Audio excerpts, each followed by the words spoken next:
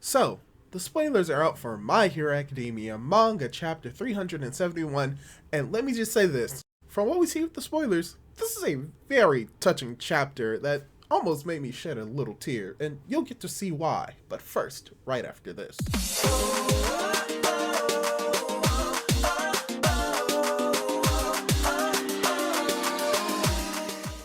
Hey guys, how's it going? It is your boy, Manga Man Drew, and I'm here to cover the leaks for My Hero Academia Manga Chapter 371. And by the title of this chapter, Together with Shoji-kun, this is going to be, weirdly enough, a Shoji focused chapter, as well as still continuing focusing on the discrimination and racism seen in the world of My Hero Academia via Shoji, but also Koda playing a bigger role than I probably anticipated in this entire confrontation. So let's just dive right into the leaks and see what's going on with this chapter. So the chapter begins with Spinner about what Shoji asked, and regarding the hospital, still very confused. Koda hears his friend's voice and some mutants comment on the scar that is on his mouth, but this doesn't shake their determination and they continue to cheer for Spinner. However, all Spinner can say in response is no idea. The mutants are confused, but the Paranormal Liberation Front general manages to make it sound like he's commenting on the massacres. They accept the explanation and continue fighting.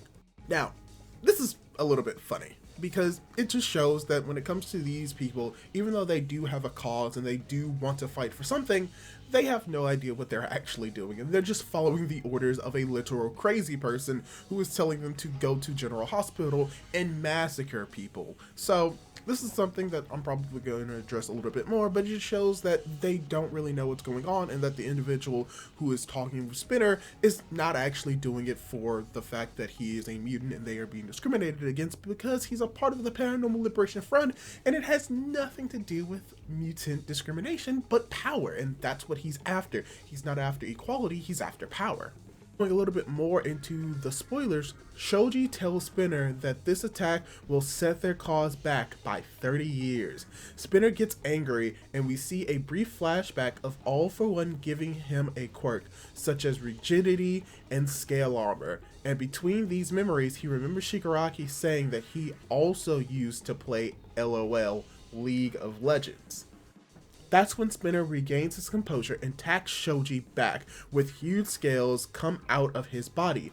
The strike sends Shoji flying, and Koda shouts his name. He then starts thinking about the day when Shoji showed his face to the class and talked about his past.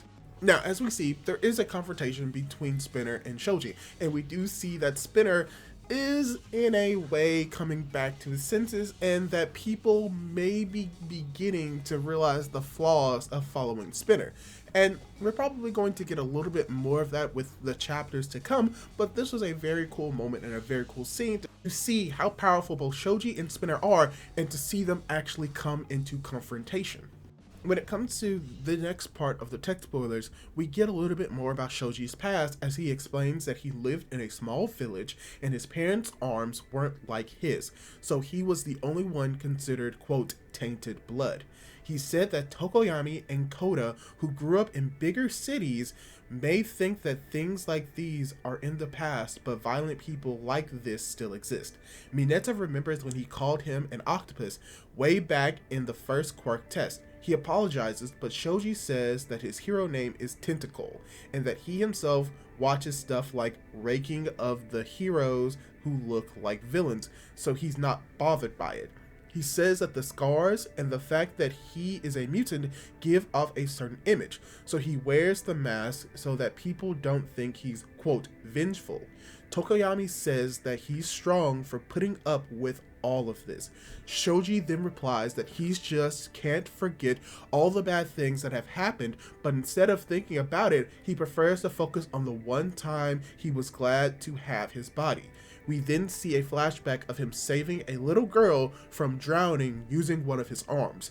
Kirishima, Mina, and Kaminari start crying because this is the only happy memory, and jump into a hug, saying that they will create many more from now on. Koda, Tsuyu, and Mineta also approach him, and Shoji hugs them all. Shoji smiles from his friend's kindness and says that while he doesn't think centuries of prejudice will be over in their generation, he'll continue the efforts of those who came before him. He'll become the coolest hero and pass this, quote, good memory to the next generation. So, from what we see with the flashback so far, this is just so wonderful. It just shows the camaraderie and the friendship that these characters definitely do share, and that we know for a fact that they do care for each other, and the fact that this is something that we're getting now is just great. I love this. I love getting to see these characters interact and getting to see these characters care for one another, and I will talk about this a little bit more, but just to let you know, I love this about My Hero Academia, and I'm glad that we're able to somehow squeeze some of this into the final war. And yeah, but even with all of that, we cut back to the present, and Shoji shouts that he too has suffered violence and that the attacks on them will never be justified. But he says that there has to be another way, and remembers the giant civilian saying that she was kicked out from the shelters for being a mutant. Spinner screams out of control, saying that he doesn't care about any of this. Shoji says that they need to think about how to use their anger because they know how it feels to be hurt. The Paranormal Liberation Front General tries to interrupt, but Koda sends several birds in his direction. He tells him not to laugh at Shoji, and we see his appearance has changed. There are more spikes coming out of his head. Shoji grows several eyes on his arm and twists them, preparing to attack. Spinner calls him gross and says, yep, and that's me.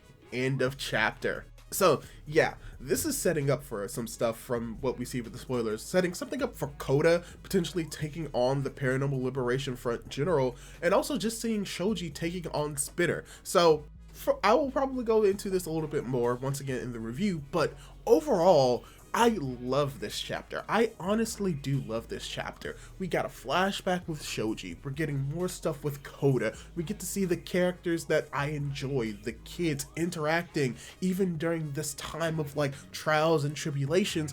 And we're really getting to see how the civilians are beginning to waver, and that when it comes to how many people may perceive the civilians as sheep, this may be the actual instance where they are being sheep, and that this is all coming from a place of ignorance and them just not knowing any better and not having really any logical thought behind their actions. So it's cool that we're getting this in this chapter, and I can't wait to get a little bit more information from this chapter when the actual translations come out proper. But yeah, that's pretty much all I have to say for the spoilers for right now. What did you think of the chapter? Did you like it? Did you dislike it? Leave your thoughts down in the comments down below. Leave a like on the video if you liked it, and don't forget to subscribe to my YouTube channel for more content like this. Do all that cool jazz, and hopefully I'll be able to catch you in my next video. Goodbye!